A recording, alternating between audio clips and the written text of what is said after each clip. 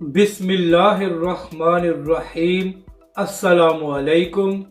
आप देख रहे हैं यूट्यूब चैनल आम सी बातें। इमरान रियाज को आज पुलिस की शेलिंग नज़र आ गई, मगर तहरीक लब्बैक के कारकुनों की लाशें नज़र नहीं आई। इस वीडियो में हम इसी के मुतालिक बात करेंगे। नाज़रीन कराम, आज इलेक्शन कमीशन ने इमरान खान साहब को नाअहल कर दिया है।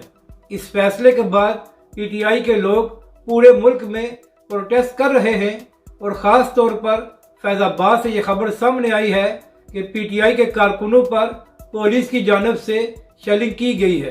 तो नाज़रीन कराम, जैसे ये खबर सामने आई तो इमरान रियाज ने सबसे पहले कहा कि पुलिस पीटीआई के लोगों पर शेलिंग कर रही है। तो इमरान रियाज साहब, अर्ज़ ये करनी है कि आज पीटीआई वालों पर पुलिस शेलिंग कर रही है तो आपको फ़ौरन मालूम हो गया है, मगर 4 दिन पहले आपके चहीते लीडर इमरान खान की हुकूमत में तहरीक लब्बैक के कारकुनों को गोलियां मारकर शहीद किया गया और 13 कारकुन गोलियां लगने से जख्मी हुए हैं। मगर इमरान रियाज साहब, आपको तौफीक नहीं हुई कि आप तहरीक लब्बैक के मुतालिक बात कर सकें या इमरान खान की हुकूमत की मजम्मत कर सकें कि तहरीक लब्बैक और अल्लामा साद हुसैन रिजवी के मिलाद के पुरअमन जुलूस को पुलिस ने क्यों रोका और तहरीक लब्बैक के कारकुनों पर शेलिंग और सीधी गोलियां क्यों चलाई गई।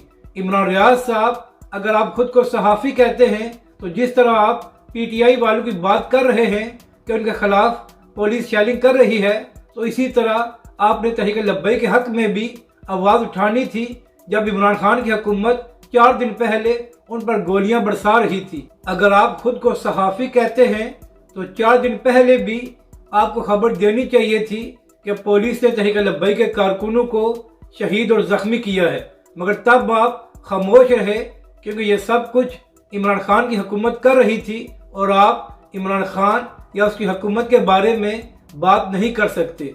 तो इसलिए अगर आप खुद को गैर जानबदार सहाफ़ी कहते हैं तो सिर्फ पीटीआई और इमरान खान के बयानिए को पेश न किया करें, बल्कि जब तहरीक लब्बैक और अल्लामा साद हुसैन रिजवी पर जुल्म हो रहा हो तो उस वक्त भी आवाज़ उठानी चाहिए।